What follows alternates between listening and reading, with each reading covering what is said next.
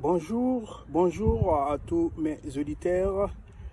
Merci pour votre fidélité sur la chaîne MCAM Click. Partout où vous êtes en Guinée, partout où vous êtes en Afrique, vous êtes en Amérique, vous êtes en Europe. Merci pour votre fidélité sur la chaîne MCAM Click. Merci pour tous ceux et celles qui nous supportent sur cette chaîne. Ce matin, comme d'habitude, chères auditrices et les auditeurs, c'est un grand plaisir pour moi de vous créer des contenus afin de vous motiver, afin de vous donner des informations vérifiées, afin de vous donner mes propositions, surtout en ce qui concerne notre cher pays, la Guinée.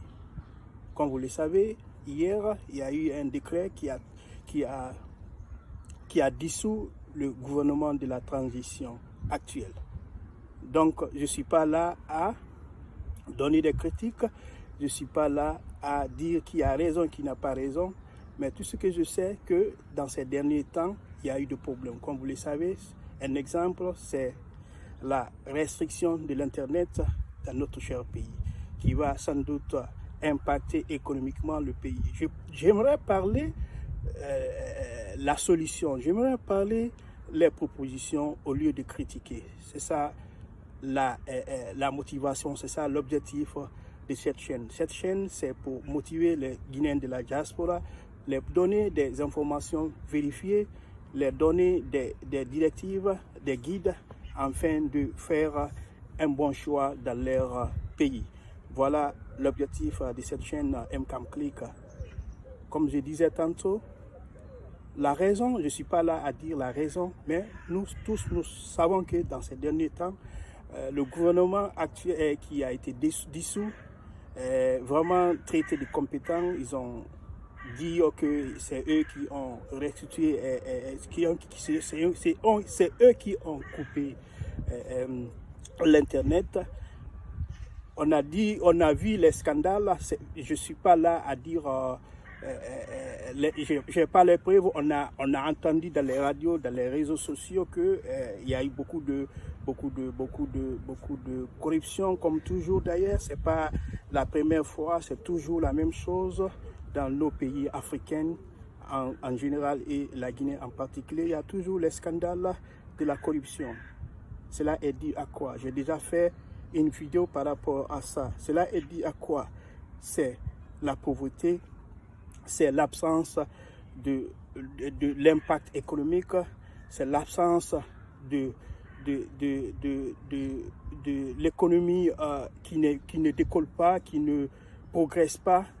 Je ne peux pas dire que tout est dû à ça, mais c'est l'une des grandes raisons. Si nos gouvernants arrivent à investir, à améliorer l'environnement des investissements, cela va vraiment aider le pays à se révéler, à progresser, à aller en avant.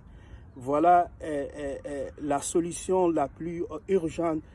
Quels que soient les hommes qui vont venir, si les conditions ne sont pas réunies, ils vont toujours se livrer à la corruption. Parce que, comme je vous ai dit, l'être humain, s'il n'arrive pas à satisfaire ses besoins, il va toujours se livrer à la corruption dans les services publics. La solution, c'est quoi? C'est qu'il faut que les gens qui arrivent là-bas arrivent à satisfaire leurs besoins primaires. Par exemple, un commis de l'État qui est payé à 5 millions, à 3 millions, s'il n'arrive pas à payer ses loyers, s'il n'arrive pas à payer la santé, s'il n'arrive pas à payer, à progresser, parce que c'est ça notre motivation. L'être humain veut progresser dans la vie. Un travailleur cherche un boulot pour progresser dans la vie. Un riche cherche à améliorer son condition de vie pour progresser dans la vie. Un commis de l'État, la même chose. Un ministre veut garder son statut de ministre. Voilà, etc., etc. Si ces conditions ne sont pas réunies, ils vont toujours se livrer à la corruption. La solution, quels que soient les gens qui vont venir, si ces volets ne sont pas résolus, ils vont se livrer à la corruption. Voilà ma proposition en ce qui concerne le développement de notre pays. Il faut que le gouvernement arrive à améliorer l'environnement du business. Il faut que le gouvernement arrive à attirer les investissements étrangers dans notre pays. Sans cela, on ne peut pas créer les marchés. Sans la création des marchés, on ne peut pas progresser, on ne peut pas réduire la pauvreté. Sans le travail des personnes qui sont en Guinée, sans que les gens qui vivent en Guinée n'ont pas un travail décent, n'arrivent pas ils n'ont pas la chance, l'opportunité d'innover, de créer des marchés nouveaux, on aura toujours les mêmes problèmes. Je ne vais pas parler de la politique, je parle du plan économique. Tous ceux qui seront là-bas comme dirigeants, moi je les encourage de favoriser l'environnement, de faire du business. Je favorise ça parce que c'est la seule façon de lutter contre la corruption, c'est la seule façon de lutter contre la pauvreté. Voilà ma petite contribution en ce qui concerne le développement de notre pays, en ce qui concerne les nouveaux personnes qui vont venir encore nous gouverner.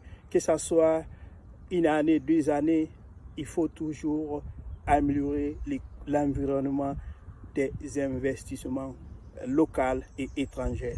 Voilà une des solutions les plus intéressantes, des solutions qui vont sans doute aider notre pays à se développer. Sans cela, on aura toujours les mêmes problèmes. Sans les ressources financières, on ne peut pas se développer.